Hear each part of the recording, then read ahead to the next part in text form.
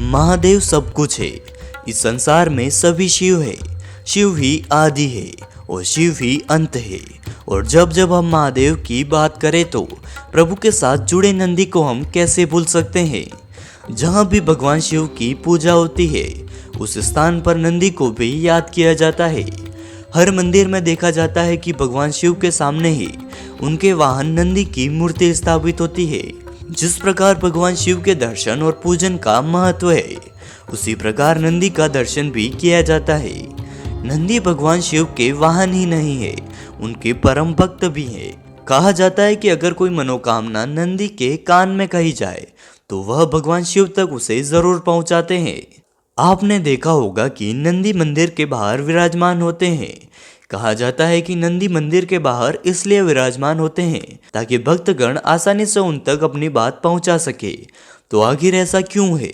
आखिर क्या है इसके पीछे की कथा? इस वीडियो को शुरू करने से पहले आप हमारे YouTube चैनल को जरूर सब्सक्राइब करें। वीडियो अच्छा लगे तो लाइक और शेयर करना ना भूलें। हमारे शास्त्रों में इस बात का जिक्र किया गया है कि स्वयं भगवान शिव ने नंदी को यह वरदान दिया था कि जो तुम्हारे कान में आकर अपनी मनोकामना कहेगा उस व्यक्ति की सभी इच्छाएं पूरी होगी। कहानी शुरू होती है नंदी के पिता श्रीलाद से। श्रीलाद ने जमकर शंकर भोलेनाथ की तपस्या की थी ताकि उन्हें एक संतान प्राप्त हो सके और उनका वंश आगे चल पाए। भगवान शिव ने उनकी तपस्या से खुश होकर भगवान शिव ने उन्हें पुत्र प्राप्ति का वरदान दिया था। लेकिन भगवान शिव ने उन्हें बताया कि आपका पुत्र एक बैल के रूप में होगा जो अत्यंत बुद्धिमान और मेरा महान भक्त बनेगा, लेकिन वह अल्पायु होगा। कुछ दिन बाद भूमि जोतते समय श्रीलाद जी को एक बालक मिला जिसका नाम उन्होंने नंदी रख दिया।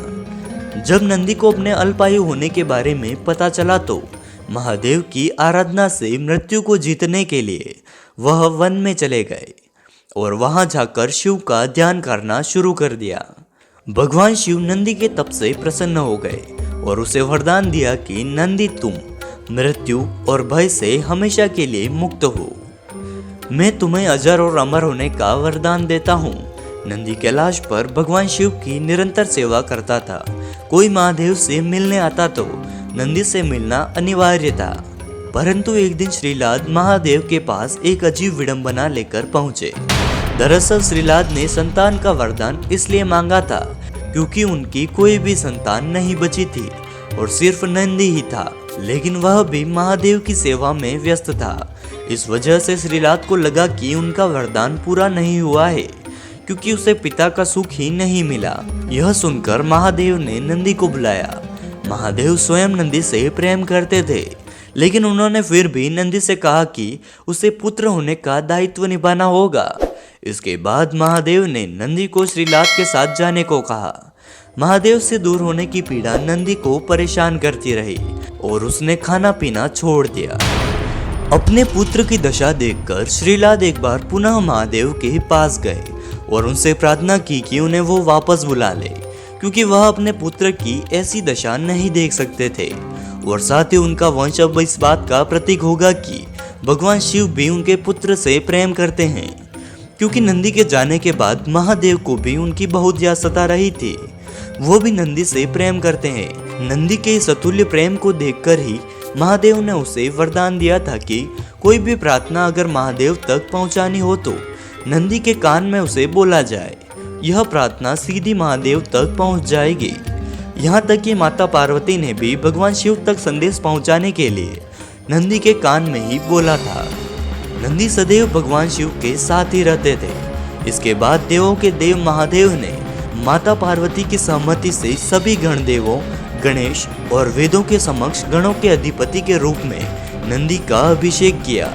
तो इस प्रकार नंदी बने नंदेश्वर। महादेव का आशीर्वाद था कि जहाँ महादेव का निवास होगा वहाँ नंदी भी विराजमान होंगे। तो यही थी नंदी की कहानी जो बाद में नंदेश्वर बने।